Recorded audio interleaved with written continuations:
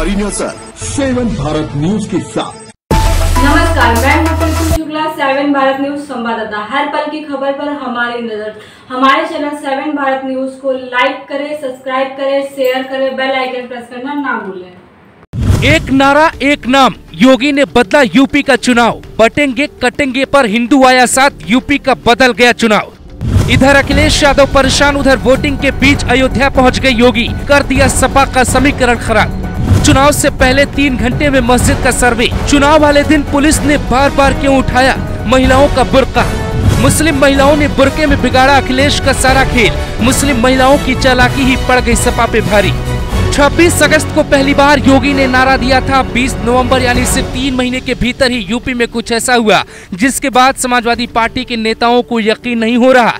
जिन योगी को बीजेपी हटा रही थी, उन्हीं योगी ने यूपी के उपचुनाव में ऐसा दांव पलटा कि सियासी हवा ही बदल गई। बटेंगे तो कटेंगे का नारा दिया गया। नारे का असर दिखा कानपुर के सीसामऊ सीट पर। वहां बीजेपी के समर्थन में शुरुआत में वोटिंग नहीं हुई, लेकिन जैसे ही सुबह के 8 से 9 बजे वैसे ही सारा समीकरण बदलने लगा।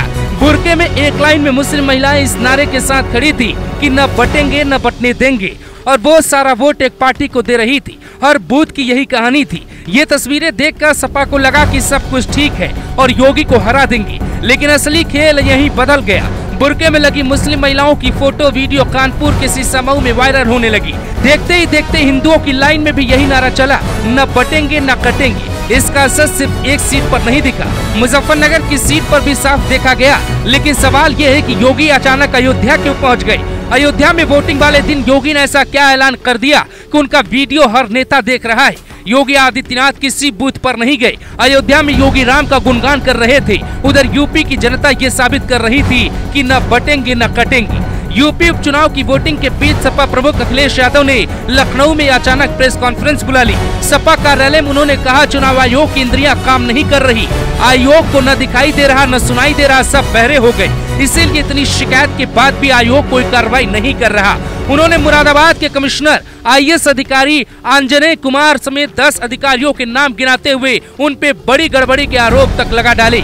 ये तक कहा कि अफसर धांधली कर रहे। पुलिस और प्रशासन के अधिकारियों के नाम भी दिखाए, किसी को बख्शा नहीं जाएगा। नाराज अखिलेश ने कहा, योगी सरकार का सिंहासन हिल चुका है। सपा विचारधारा के लोगों को वोट नहीं डालने दिया जा रहा है। मैंने अपने साथियों से कहा है कि सभी वीडियो एकत्रित करें, अधिकारियों की नौकरी और समाज में बनी इज्जत जाएगी। अखिलेश के तुरंत बाद बीजेपी प्रदेश अध्यक्ष भूपेंद्र चौधरी ने प्रेस कॉन्फ्रेंस बुलाई। उन्होंने अखिलेश पर निशाना साधा। आरोप उनकी हताशा को दिखा रहे हैं, ऐसा दावा करने लगे। सपा की हार तय है। बीजेपी का आरोप है कि सपा चुनाव को रक्त रंजित करने की कोशिश कर रही है। मैनपुरी के करहल में वोटिंग के 20 दलित युवती की हत्या कर दी गई। शव को बोरी में भर के फेंक दिया। गांव के युवक पे हत्या का आरोप लगा। पिता ने कहा, वोट देने से मना करने पे युवक ने बेटी को मार डाला। बीजेपी IT सेल के चीफ अमित मालवीय ने कहा कि लाल टोपी वाले गुंडों ने ये हाल किया है। PDA का नारा देने वाले अखिलेश यादव के लाल टोपी वाले गुंडों ने करहल में दलित बेटी की निर्मम हत्या कर दी। अखिलेश यादव को अपनी पार्टी के गुंडों को नियंत्रण में रखना चाहिए, नहीं तो कानून और प्रशासन तो है ही। यूपी में चुनाव सिर्फ 2 बातों पे होता रहा।